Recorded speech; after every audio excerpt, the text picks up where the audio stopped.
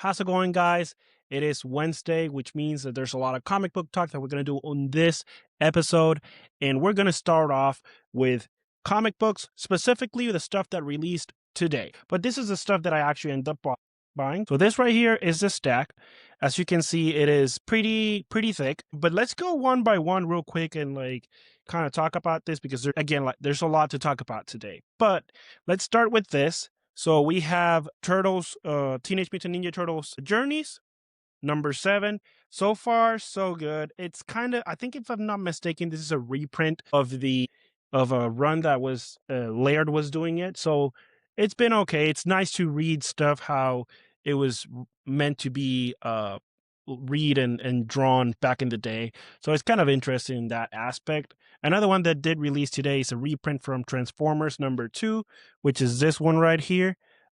I think I have up to I'm missing the first 14 issues, I think it is. So I picked up this late because I was more waiting on the trades, and I ended up regretting it. I was like, okay, I'm waiting for trades, but it's so nice what I'm reading in the trades that I was like, well, I wish I had the issues also since I'm a collector. So in that aspect of it, well, then I am definitely missing out. And at this point, I don't even care if they're reprinted or not, but I got this one, and I am hopefully getting the full run at some point. Speaking of Transformers, we also had Transformers number 30 that released today, and I am super excited for this one. Again, Devin Nakayama doing great things with covers. He's an amazing and talented artist, so I definitely do appreciate his work. And also, since we're in Invincible month, I also got the Transformers number 30 variant with Invincible and Robot on the cover. I was not going to pick this until I saw it in person. And I was like, okay, this actually looks really nice. I'm going to get it because I don't usually get variants unless they're really, really good. Because when I started collecting, I was getting a bunch of variants of each of these comics, and it gets pricey. Trust me, it gets really pricey. And sometimes you don't even see them because you just put them on your box and you don't see them again. But anyways, and then to continue the hype of Invincible month, I got the Orc number 2, the Invincible cover. It's a really nice one. I really liked it as soon as I saw it. This was the first Invincible cover and the only one that I have pre-ordered. So I got this one, and I hope that I like the insides. But speaking of the inside, here is the cover A. We'll see how Brett Bean continues to develop this story. There's a lot to tell in here. There's a lot of lore that needs to be explored and explained. So I am hoping that he does a really good job at explaining this lore. And as always, the art looks amazing. Everything looks really good. I am just, fingers crossed that this is going to be a good series and not something that will just get it will just die off. And once the hype goes down, people will start to look at it the same way that they look other comic books. So I'm hoping that the hype remains steady, even if it's not number 1 comics sold this year. It needs to maintain that relevance status. So fingers crossed for the Orc number 2. Another cover that I got today would be the G.I. Joe, A Real American Hero. This one has Snake Eyes in the front, and I really do like Snake Eye. I'm reading G.I. Joe, but I'm reading it in order. So I'm starting with the older ones. I think I'm on issue number 8 or something like that. There's a lot that I'm reading, so I'm slowly reading, whenever I get a chance to reading 2 issues, I'll read 2 issues, then continue on to other things because I do have a lot of stuff to read. Black Cat number 8 is the other one that came out. I love this cover. I really do like the interior art for Black Cat. I just really do think she's hilarious. The way they draw her and the way they do her experiences and stuff, like facial expressions, just look amazing. Look at this art right here. For some reason, her rolling her eyes or her being super shocked or something. There's just something about the way they draw this that really reminds me of that early 2000s comic book art. And I do like it a lot. Look at her eyes and everything. Everything is super nice in this particular comic. So yeah, I got this one. And then I got the part 3 of the Dead Spiral event that they're doing over there at Marvel, which continues in Venom 255. And I do have a hot take about this. I don't know about events sharing different titles. before it used to be like Secret War, Civil War, whatever it is, you would get some tie-ins, but like the main story was like very in there, like you could have you I don't have an issue with Marvel distributing the event as miniseries here and there, although that is also getting old. What I do have a problem is like this is the main event, but you have to literally follow through all these titles and you don't get so again. So I don't know how I'll feel. So this is Venom 255, number 2 in the Dead Spiral run, and I don't know how I feel about Marvel distributing the events in different across different titles. So I get it when you do miniseries and it's very clearly a miniseries of the event. But when they do this crap where like they're putting, hey, part one is the actual title, part two is in Spider-Man, part three is in Venom, part four is gonna be, I don't know, in a different title. That is kind of annoying sometimes because the what I'm reading sometimes it doesn't connect or flow the way you would think. That's why I would have appreciated more if they would just done a Dead Spiral run one through it's 9 issues, so 1 through 9, and that's it with the Dead Spiral, and then you have characters from the all the other runs appear on those issues. Because when you have them all over like this, it can be kind of confusing because for somebody who doesn't know comic books, they might be like, hey, yeah, I want Dead Spiral number 1, and then they're waiting for number 2, but they don't know that number 2 came out in Amazing Spider-Man, or they don't know that number 3 is in Venom, like this one. So it can be a little bit confusing for people who are just, picking up a comic book thinking that that's number 1 and they're getting it into a new series. That's something that I don't necessarily like. So yeah, but we'll see how this is going. So far, I read number 1 and it was kind of confusing because I didn't quite understand what was going on. We'll see how it goes though. There's definitely a lot to like uncover, especially with the Venom stuff. How like Venom just found out that Eddie Brock is still alive, or like how Venom doesn't know that Carnage is actually like Eddie Brock is hosting Carnage pretty much, or Carnage is being hosted by Eddie Brock. And there's also the fact that Peter Parker doesn't know that Mary Jane is Venom, even though she thinks that he knows because Ben Reilly was posing as him, and she told Ben Reilly instead of Peter, so he doesn't really know. So there's a few things building up there that I do like. Speaking of Venom, I did also grab another cover with Mary Jane as the Venom symbiote. And this is the cover right here. Oh, this is the cover right here. And it looks amazing. It looks super badass. And like this just kind of brought a question to my head. It's like, why doesn't Venom take the shape of Mary Jane as a woman? Why don't we get a Venom that is, female body? Like whenever she turns into Venom, she just looks like this, like Eddie Brock. She looks like Eddie Brock. That's how she looks on the Venom costume. Whereas you would get her like this, it would make sense. It's cool. I like it.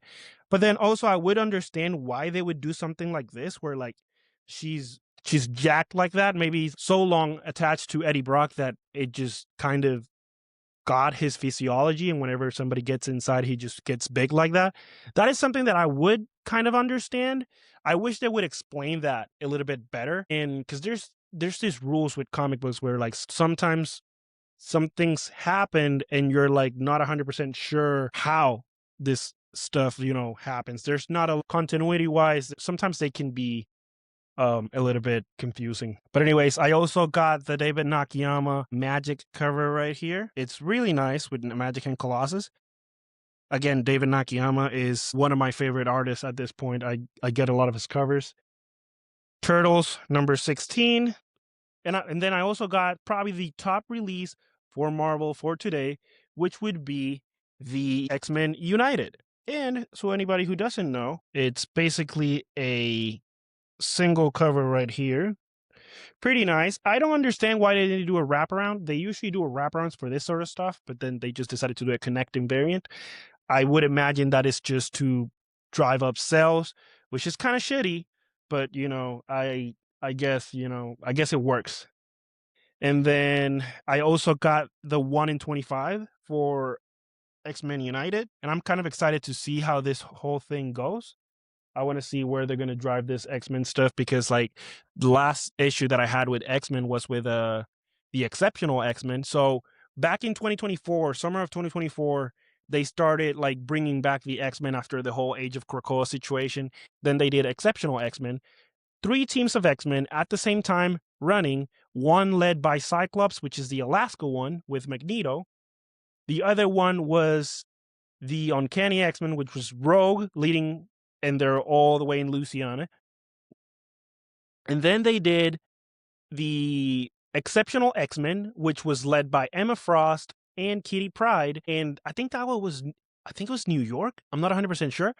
But let me tell you something. Like, X-Men survived because the story was really good. Uncanny X-Men survived also because the story was good, but then also the characters that they introduced, the new characters that they introduced, which was Jitter, Ransom, Calico, and Death Dream. I even know their names because they're actually good characters to have. All those characters were really good and they stand out. Like, out of the whole introduction of characters that they did for the X-Men in 2024, 2025, those were the characters that stood out the most. And I can see those four characters that I just mentioned right now being featured in a movie in the future. The other ones, which were the ones of X-Men, the Exceptional X-Men, those characters suck. Bronze suck. The other one, I don't even know what her name is. The one that's like super big, and then there's one guy that his power is like he makes people be honest around him or something like that. I don't remember, but the characters just suck. They really do suck on Exceptional X-Men.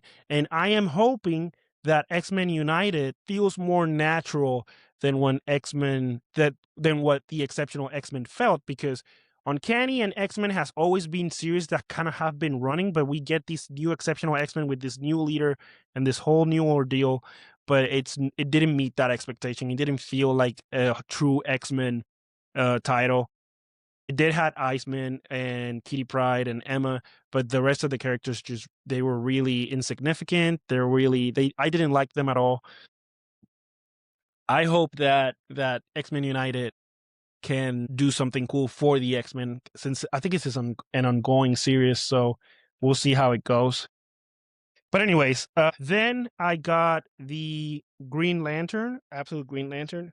So Absolute Green Lantern, I haven't heard a lot of people complaining about it, but I haven't heard a lot of people talking good about it either. And it's because it's kind of mid. I've read the first 7 issues and I kind of stopped because out of everything that I was reading, I felt like the in terms of relevance, the one that I was getting the least amount of relevance from was the Absolute Green Lantern. I was not like really enjoying it that much. So I was like, I might as well wait a second, like binge read it. Maybe that way I can actually get into it. Cause like when you binge read stuff, it's easier to get into the story. It's easier to remember. And then it leaves more of an impression more than reading month to month. Cause sometimes when you're reading month to month and you're like having a large stack like I do, you tend to forget things. And there's some little things that you're like, when you open a comic book and you read the last one last month and you'd be like, oh, I don't know if I read the last issue because I don't remember what's going on. And then you like have to pop up the other issue, read it, like at least read the last few pages. Yeah, now I remember.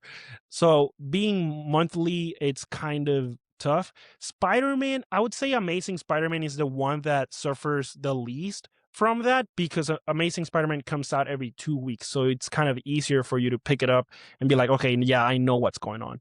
And I think that's the one issue where I'm like, yeah, I do know what's going on currently, but it's mainly because of that. It's because they come out every 2 weeks. And speaking of Amazing Spider-Man, we're close to that Spider-Man 1000, so keep an eye on that. I got Absolute Batman number 18. And so far, everything I've read, it's good. I'm still haven't read the last issue, which is the one with Poison Ivy in it. They did do an announcement though about like how there's gonna be the Robins.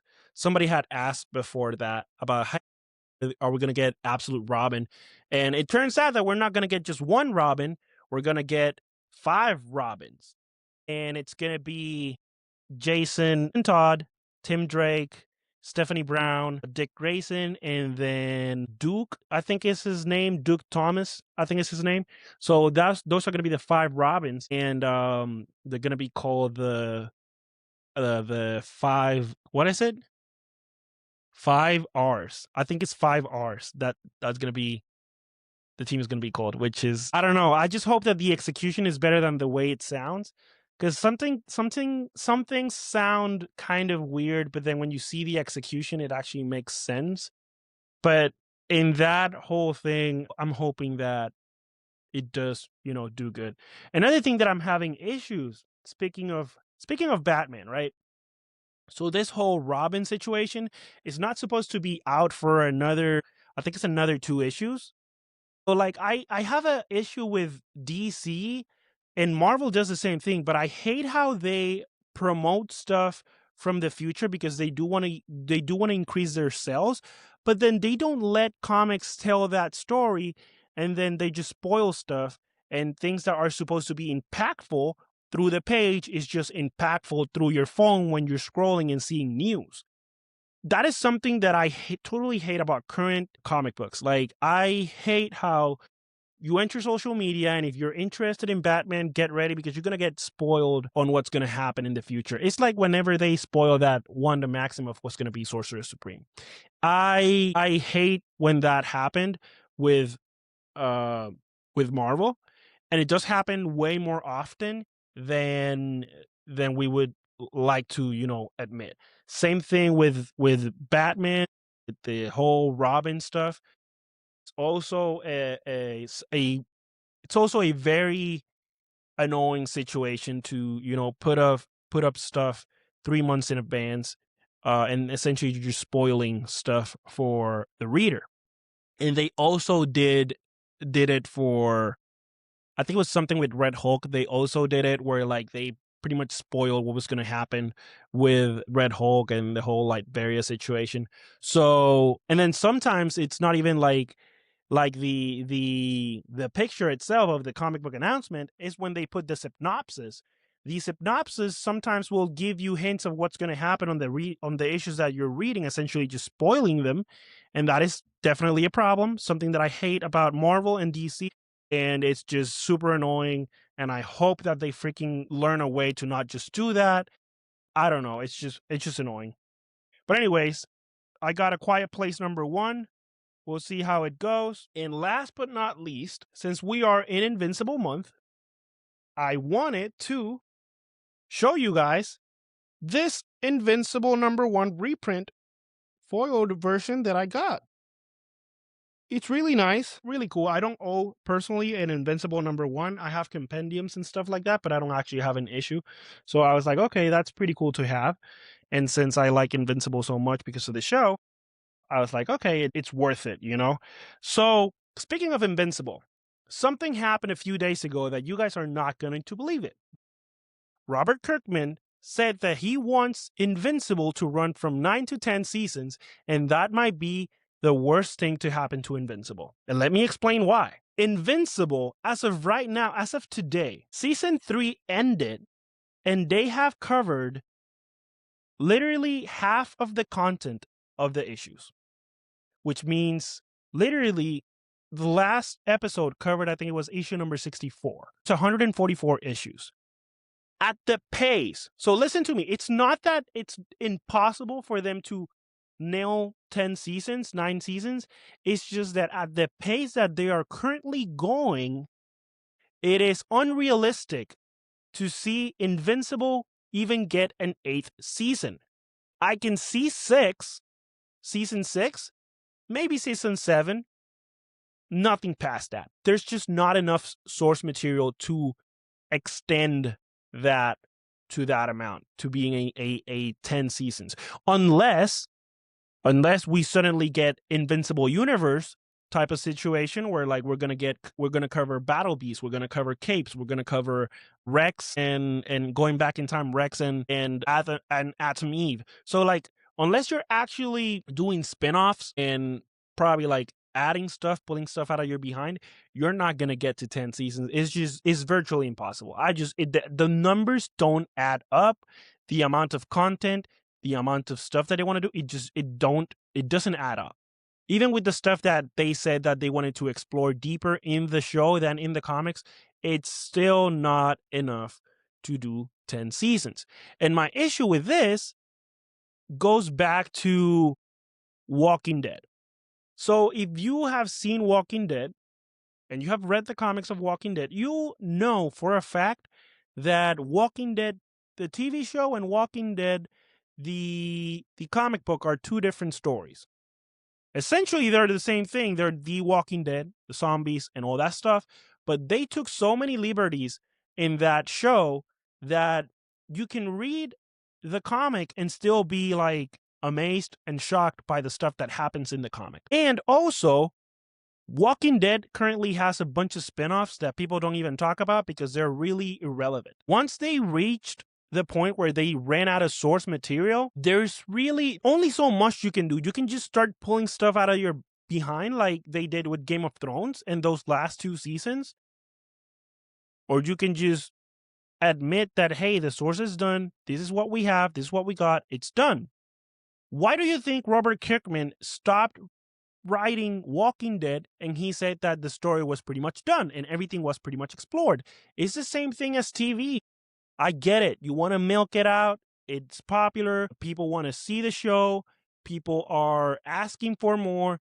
But if the source material is not there, you cannot produce something that is just garbage, or that it's, not true to the source material. Like, honestly, Walking Dead is the biggest example of that. And then you don't need a long series to be like the greatest show ever. Because I've seen people saying like, oh, if they actually do 10 seasons, that means that it will probably be the best superhero show ever. No, it's not.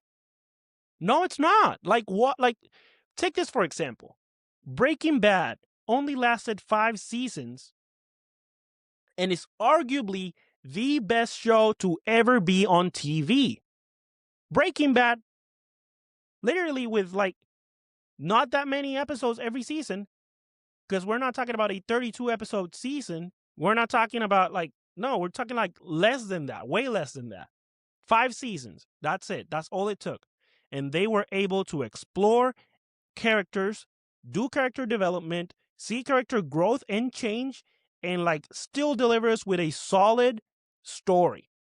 A story that literally had you on the edge of your seat every freaking episode. Breaking Bad did that with 5 seasons. It doesn't matter how long it is. Not everybody, look at Grey's Anatomy, for example. How everything was crazy good until season 10. Probably when they killed Derek. Everything after that is kind of crazy, everything. I haven't seen anything past that, to be completely honest.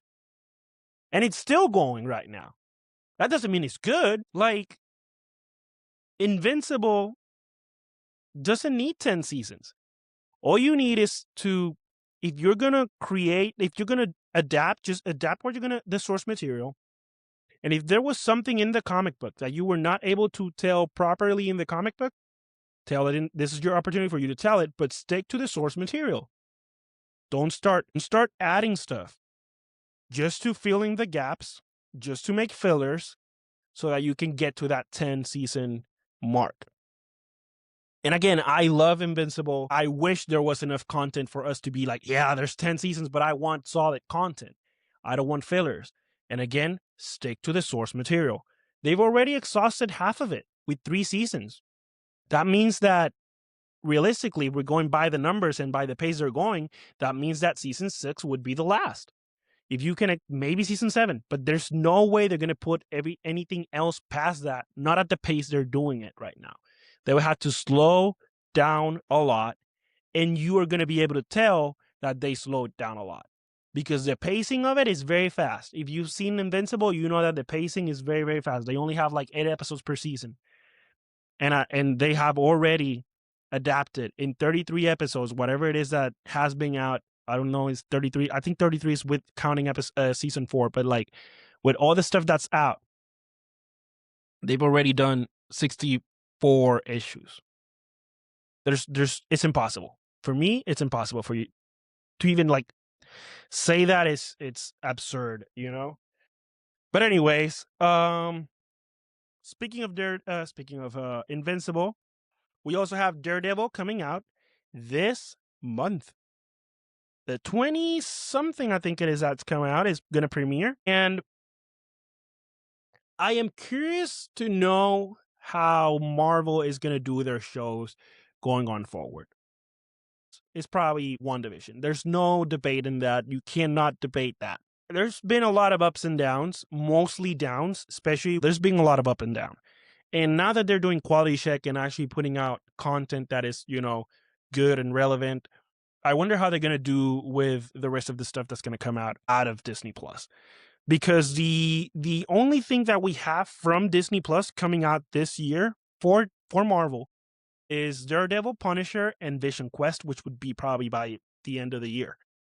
But yeah, I wonder how they're going to do it. I wonder if they're going to do a better job of quality control, making things out of substance. I also heard somewhere that Marvel is trying to keep shows and movies, so that you don't have to tune into the shows to see what happens in the movies. I like that, but to a certain degree, I think it's a double-edged sword, because I don't want to restrain characters from TV shows being only on TV shows. Because Ms. Marvel, I can see a movie of Ms. Marvel. I can see a movie of Young Avengers being led by Ms. Marvel. I actually like Ms. Marvel. But I don't want to see a lot of shows and show characters being tied to only being in shows. Like, if we ever get to see Daredevil in a Spider-Man crossover, that would be amazing. I don't see Daredevil as coming into the Avengers or anything like that. I like the fact that he's grounded. But what I'm trying to say is that if you're going to use these characters on shows and you want to keep the stuff separated in shows, just make it in a way so that they can still appear when you make ground level movies like Spider-Man Brand New Day, or I don't know, Blade at some point. Maybe Moon Knight can come out, something like that. That's just something that it's been on my mind recently, and I kind of wanted to talk about it because I want Marvel to kind of start going up into, what it was before, kind of start building that momentum and going up again. Because regardless of 2026 is one of this year, I feel like 2026 is the year where we're going to find out whether or not people want to keep seeing superhero movies or not. Because 2026 is in fact a stacked year, to the point where we're getting essentially every month we're getting something superhero related. And these are some of the titles that are coming in for this year. So let's start with this. So we have Wonder Woman, which just released in January 27. We have Daredevil that releases this month, Invincible, The Boys next month. We have Lanterns, The Punisher Special, X-Men 97, Supergirl, Spider-Man Brand New Day, Clayface, Your Friendly Neighborhood Spider-Man Season 2, Avengers Doomsday, A Vision Quest, Spider-Man Noir, and The Boys Vault Rising. So, as you can see, it is a stacked, and I mean stacked, year for superheroes. This is in total, so we have 3, 6, 9, 12, 15 titles in total coming out in the year 2026. If you ask me, I am totally on board with it because I love superhero content. That is one of the reasons why I do this stuff, and you can actually see I love superheroes, whether it is DC, Marvel, or an indie source like kind of how The Boys just became what it is right like today, The Boys is definitely an example of what I was talking about earlier, about how they've pivoted away from the source material a lot. They've taken a lot of liberties. But it's been for the better. I can't complain about that, but I also haven't read The Boys, so I can't. I know what happens in The Boys, especially the ending, and like there's some stuff that I read, but I can't, like, if I had read The Boys from top to bottom, and then they present The Boys, the show, and I'm watching it, I am probably going to be able to say a few things, just like it happened to me with The Walking Dead when I was watching it. I was like, this is not, they're just putting character arcs into different characters, changing stuff, changing the people. This character should have died like literally in the second issue, if you know what I mean. But anyways, as you can see, Marvel, DC, like superheroes in general, are just gonna be the thing in 2026, and we're gonna find out if we have superhero fatigue or not. I think that ticket sales will definitely tell that story. Show numbers will also tell that story. I mean, we started off really good and strong with Wonder Man. I don't know if any of you have seen Wonder Man, but Wonder Man is definitely a very good show. I really like how grounded it was, and how like stakes weren't like ridiculously high for a character that we barely know. Like, one of the things that I get tired of is superheroes having their first movie, first show, and their stake is like, oh, I gotta stop a meteor from hitting Earth. That type of situations where there's just like world threatening, situations. This is more like an actor. He wants to become an actor, but he can't. He has to be careful because he also has powers, and people who have powers, and they can't be in Hollywood being actors. And then there's also the department of I think it was like damage control, whatever it was, like superhuman damage. I don't know what it was, but like there's also them who take people like Wonder Man into a facility and literally just like have them in that facility as prisoners. So there's it's grounded, it's good, and it didn't have to go all the way out there, to be like, hey, this is a world-ending story. So yeah, we started good with Wonder Man. I wonder how Daredevil's going to handle the whole Fisk being the major. Something that I did enjoy about Daredevil Born Again season 1 is that Fisk stayed as mayor from season 1 into season 2, and I'm kind of hoping that he will stay in that until season 3. Another thing that people have been talking about and like actually speculating is about how Spider-Man Brand New Day hasn't had a trailer yet. And we're all like asking ourselves, like, where the hell is the trailer? Because the movie is like right around the corner. So where is the teaser? That we haven't gotten anything. And I think that the reason we haven't gotten a trailer is because whatever the trailer revolves around, I think it spoils something from Daredevil Born Again. That's the only explanation that makes sense to me of why they haven't even released a small teaser. It's that whatever happens in Daredevil Born Again will have some type of effect into what's going on in Brand New Day. But yeah, I'm hoping that they drop it soon though. But yeah, we'll see how that goes. And then last but not least, I wanted to talk about the Green Lanterns teaser that came out. I am not a big DC fan, but I don't understand the fuss with people how like the show doesn't look Green Lantern-ish at all. There's also questions about the suit and why they were flying and not having like the green aura around them. I've seen a lot of movies where they don't have that.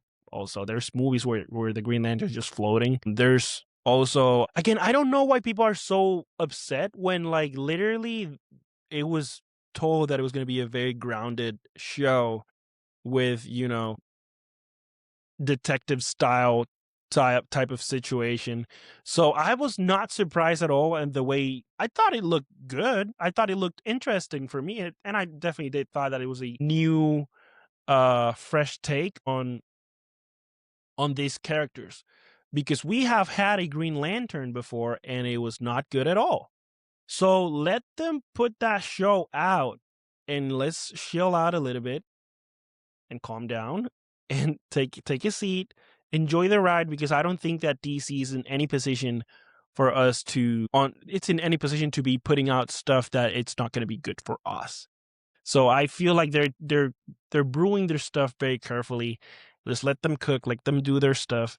It's definitely a it's definitely one of those situations where you just got to wait and see what happens, okay? But anyways, guys, that was definitely it for today. I do appreciate it again for being here. So let's see how everything happens this week. Okay. Thank you very much. And I will see you back on Sunday.